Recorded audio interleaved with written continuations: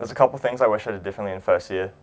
Firstly, I think that getting more involved in society stuff is important. At the moment, in my first and second year, I think the pandemic really hindered my ability to get involved, and I wish I got more involved in stuff like geology society, ecological society, and stuff more to do with pro bono work and volunteering positions.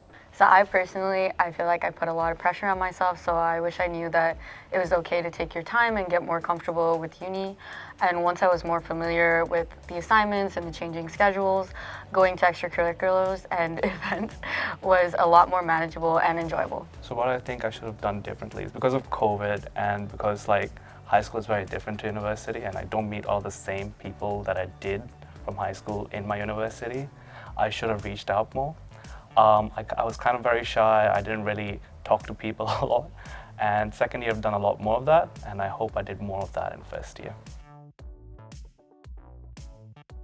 So I narrowed down the potential majors I was interested in and saw if they had any overlapping prerequisites, and this helped me decrease my stress and figure out my niche. So I basically decided to see which subjects were available in term 1 first. And then I was interested in doing 3 different majors at the time, and I ended up choosing subjects that overlapped for all 3 of those majors. So on the course handbook, I knew that I wanted to major in geology at the time. So at the time I knew in my first term of uni, I'd need to pick courses that were related to geology and those that were mandatory. I also picked courses that I knew had fieldwork components because I was really interested in that as well. As part of that, you also know going into uni, you're not sure if you are going to continue with that major. So I picked courses that I knew would overlap with other majors. To ensure that I met the requirements if I decided to change later on.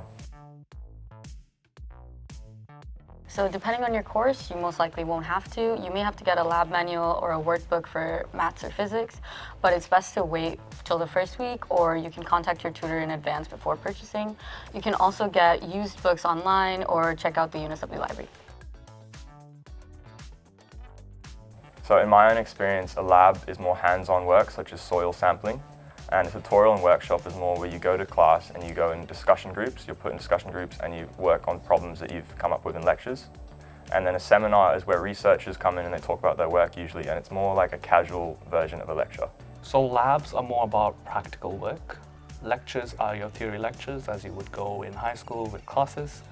And then your tutorials and seminars and workshops are more of your application of your theory in calculations, maybe even assignments and so forth. They go over that with you to help you and kind of put you forward. Ask questions, and ask questions. Even if you think they're the dumbest questions ever, ask questions. Once, my teacher said to everybody, I hope everybody knows what a lecture is. And I said, what is a lecture? I hope you guys do that. So for me, I find that the best way is just to ask questions. It's most likely that someone's also thinking of the same question as you. And I also found that teachers really appreciate it when you ask questions. I would try to be attentive, responsive, and curious, because tutors love when you ask questions. They're usually a part of making the course. But just be mindful of when there's instructions and time constraints. If you are trying to interact with other people, it is a great place to meet your peers. I'd recommend that scheduling class over a couple of days is the best way to enjoy uni, I'd say. Otherwise you'd be crammed. So scheduling everything onto one day is a way to burn yourself out, in my opinion. So what I would say is also make time for yourself if you have part-time work and hobbies outside. And it's dependent on the person really. So if you're a morning person, I'd say schedule your classes to the morning. And if you're a night person, maybe schedule it later. So try to assess how much extra time you need to study after your class. Generally, that would be 2 hours for every 1 hour of lectures. And try to register as early as you can. I always tried to do that, but it wasn't always possible. But that would just keep more time slots available so it's flexible.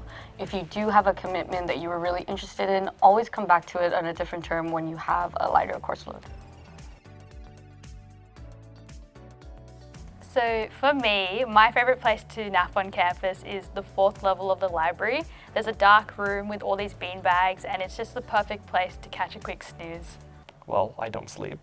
Personally, I believe the best place to study on campus would be the Bees building. I spend most of my time here with classes and lectures. So I'd say that's the best place on upper campus. I'd say lower campus would be Seb building. And the best place to rest on campus would be the UNSW library, as they've got great sleeping pods there. So I love sleeping on lawns, specifically alumni lawn, but you can also book like a room in the library so it's quiet.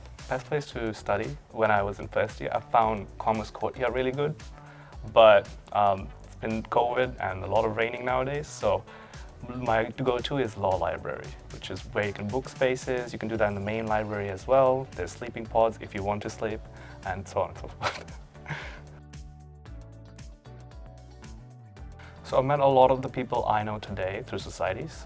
I personally go to the Medical Science Society, but if you're interested in League of Legends, there's a League of Legends Society. If you're interested in Animal Crossing, there's an Animal Crossing Society. It's a great way to meet people. And there's other ways as well. You could talk to people in class, and you can also like cold call people over social media, and so on and so forth. I'd say that courses, specifically fieldwork and excursions, are the best way to interact with people and find people with similar interests. For example, I found a lot of people through my geology major. We went on a lot of excursions to Bathurst and cool places like that west of Sydney. As well as that, I joined society last year through my interest for environment and sustainability, where I met a lot of people. You may not always find people that have similar interests to you in class or have a chance to interact with them. I've met some of my best friends just waiting in line to get food or getting lost in the same building together. Societies is also a great option, but they can be a commitment. So try attending some of the events first and seeing if you get along with some of the people that are there, and use social media to stay connected with the events that are across campus. So anyone can ask for help, and the best place to go is the nucleus. So I've personally been there so many times, and I've asked so many little questions, and they've always been super helpful. I'd say you definitely can get help, and no, it's not just restricted to people that have huge problems with their courses.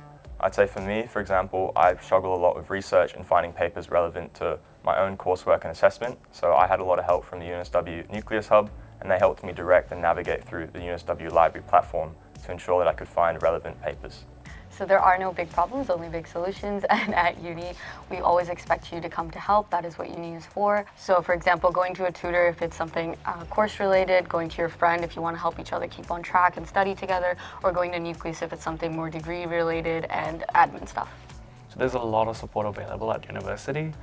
If you need general support with either, if you want to know more about career opportunities, if you want to talk about your academics, you can go to My Support. That's a place you could go to. You can also talk to Nucleus about the same thing.